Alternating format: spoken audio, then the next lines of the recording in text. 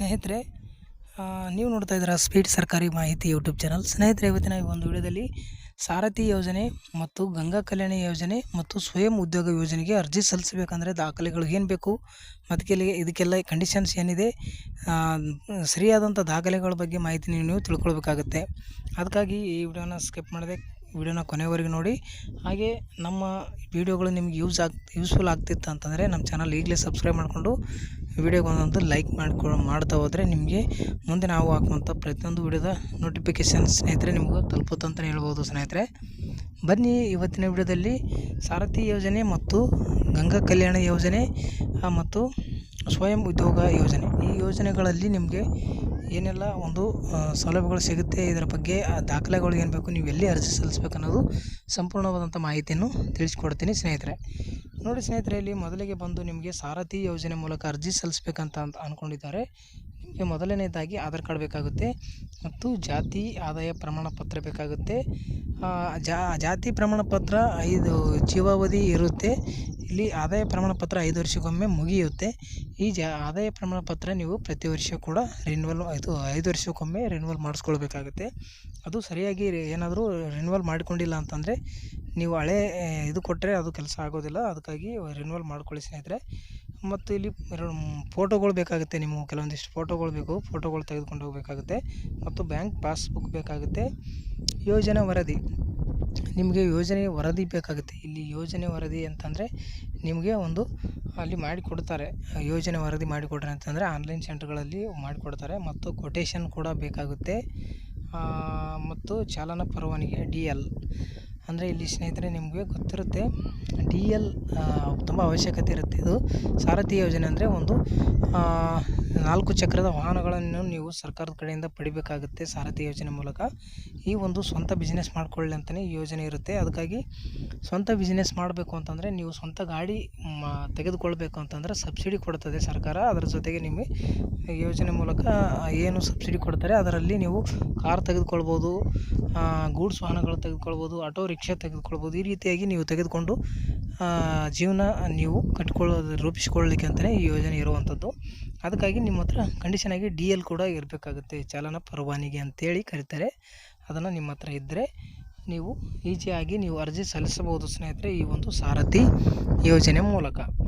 ಈ DL ಇಲ್ಲ ಅಂತಂದರೆ ನೀವು ಅರ್ಜಿ ಸಲ್ಲಿಸೋದಕ್ಕೆ ಬರೋದೇ ಇಲ್ಲ. ಹಾಗಾಗಿ ಇಲ್ಲಿ 7 ದಾಖಲೆಗಳನ್ನು ನಾನು ಕೊಟ್ಟಿದ್ದೇನೆ. ಈ 7 ದಾಖಲೆಗಳು ನೀವು ಇಟ್ಕೊಂಡ್ರೆ ನೀವು ಈಸಿಯಾಗಿ ನೀವು ಗ್ರಾಮವನಗಳಲ್ಲಿ ಅರ್ಜಿನ ಸಲ್ಲಿಸ್ಬೋದು ಸ್ನೇಹಿತರೆ. ಈ ಒಂದು ಮಾಹಿತಿ ನಿಮ್ಗೆ ತಿಳಿಸ್ಕೊಟ್ಟಿದ್ದೀನಿ. ಮತ್ತು ನೆಕ್ಸ್ಟ್ ಮುಂದಿನ ಒಂದು ಮಾಹಿತಿ ಯಾವುದಂದ್ರೆ ಗಂಗಾ ಕಲ್ಯಾಣ ಯೋಜನೆ. ಈ ಗಂಗಾ ಕಲ್ಯಾಣ ಯೋಜನೆ ಮೂಲಕ ಯಾವ್ಯಾವ ದಾಖಲೆಗಳು ನೀವು ನೀಡಿ ನೀವು ಒಂದು ಬೋರ್ವೆಲ್ಗಳನ್ನು ಪಡಿಬೋದು ಅಂದರೆ ರೈತರು, ಇದು ಗಂಗಾ ಕಲ್ಯಾಣ ಯೋಜನೆ ರೈತರಿಗೋಸ್ಕರ ಇರುವಂಥದ್ದು. ರೈತರು ತಮ್ಮ ಜಮೀನುಗಳಲ್ಲಿ 2 ಎಕರೆ ಇರುವಂಥ ಜಮೀನಿನಲ್ಲಿ ಕೊಳವೆ ಬಾವಿಗಳನ್ನು ಕೊರೆಸಿ ತಮ್ಮ ಒಂದು ಭೂಮಿಯಲ್ಲಿ ಫಲವತ್ತಾದ ಬೆಳೆಗಳನ್ನು ಬೆಳೆದು ಅವರು ಜೀವನ ಕಟ್ಟಿಕೊಳ್ಳಲಿಕ್ಕೆ, ರೈತರು ಈ ದೇಶಕ್ಕೆ ಅನ್ನ ಹಾಕುವಂಥ ರೈತರಿಗೆ ಈ ಯೋಜನೆ ಇರುವಂಥದ್ದು. ಈ ದೇಶಕ್ಕೆ ಅನ್ನ ಹಾಕುವ ರೈತರಿಗಾಗಿ ಈ ಬೋರ್ವೆಲ್ಗಳು ತಮ್ಮ ಜಮೀನಿನಲ್ಲಿ ಬೋರ್ವೆಲ್ನ ಕೊರೆಸಿ ಒಂದು ಬೆಳೆಗಳನ್ನು ಬೆಳೀಲಿಕ್ಕೆ ಅಂತಲೇ ಯೋಜನೆ ಇರುವಂಥದ್ದು. ಈ ಯೋಜನೆಗೆ ಅರ್ಜಿ ಸಲ್ಲಿಸಬೇಕು ಅಂತ ಅಂದರೆ ಇಲ್ಲಿ ನೋಡಿ, ಮೊದಲಿಗೆ ಆಧಾರ್ ಕಾರ್ಡು ಬೇಕಾಗುತ್ತೆ ಸ್ನೇಹಿತರೆ. ಆಧಾರ್ ಕಾರ್ಡ್ ಜೊತೆಗೆ ಮತ್ತು ರೇಷನ್ ಕಾರ್ಡ್ ಬೇಕಾಗುತ್ತೆ. ರೇಷನ್ ಕಾರ್ಡ್ ಜೊತೆಗೆ ಜಾತಿ ಮತ್ತು ಆದಾಯ ಪ್ರಮಾಣ ಪತ್ರ.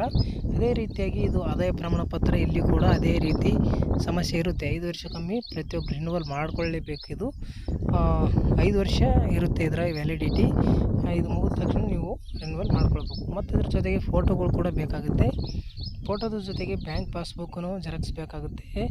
ಸಣ್ಣ ಹಿಡುವಳಿ ಪ್ರಮಾಣ ಪತ್ರ, ಇದು ಸಣ್ಣ ರೈತರು ಅಂತ ಗುರುತಿಸಿಕೊಳ್ಳೋಕ್ಕೋಸ್ಕರ ಸಣ್ಣ ಹಿಡುವಳಿ ಪ್ರಮಾಣ ಪತ್ರ ಅಂತ ನೀವು ತೆಗೆದುಕೊಳ್ಬೇಕಾಗುತ್ತೆ. ಸಣ್ಣ ಹಿಡುವಳಿ ಪ್ರಮಾಣ ಪತ್ರದ ಜೊತೆಗೆ ಹೊಲದ ಉತ್ತಾರ ಕೂಡ ಬೇಕಾಗುತ್ತೆ. ಮತ್ತು FID ನಂಬರ್, ಈ FID ನಂಬರ್ ಕೂಡ ನಿಮಗೆ ಬೇಕಾಗುತ್ತೆ ಸ್ನೇಹಿತರೆ.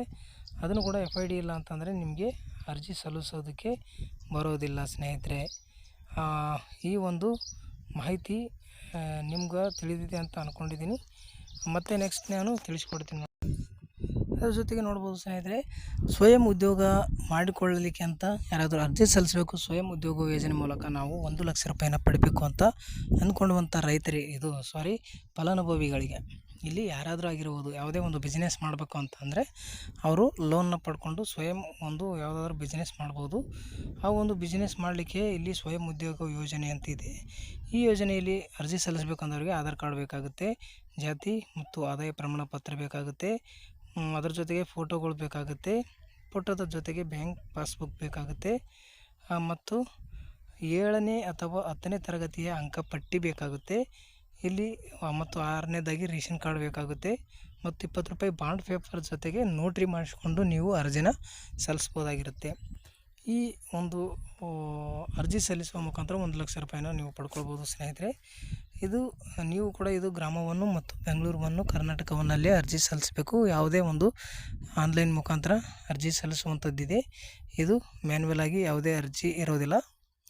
ಆನ್ಲೈನ್ ಮುಖಾಂತರನೇ ನೀವು ಗ್ರಾಮವನ್ನು ಮತ್ತು ಕರ್ನಾಟಕವನ್ನು ಬೆಂಗಳೂರನ್ನು ಕೇಂದ್ರಗಳಲ್ಲಿ ಅರ್ಜಿನ ಸಲ್ಲಿಸ್ಬೋದು ಸ್ನೇಹಿತರೆ. ಈ ಮಾಹಿತಿ ನಿಮಗೆ ಇಷ್ಟ ಆಗಿದೆ ಅಂತ ಅಂದ್ಕೊಂಡಿದ್ದೀನಿ. ಮಾಹಿತಿ ಇಷ್ಟ ಆಗಿದ್ದರೆ ಲೈಕು, ಶೇರು, ಸಬ್ಸ್ಕ್ರೈಬ್ ಮಾಡ್ಕೊಳ್ಳೋದ್ರ ಜೊತೆಗೆ ಈ ವಿಡಿಯೋನ ತುಂಬ ಜನರಿಗೆ ಶೇರ್ ಮಾಡಿ. ಯಾಕಂತಂದರೆ ಈಗ 2025ರಲ್ಲಿ ಹಲವಾರು ಯೋಜನೆಗಳಿಗೆ ಅರ್ಜಿ ಕರಿತಾ ಇದ್ದಾರೆ.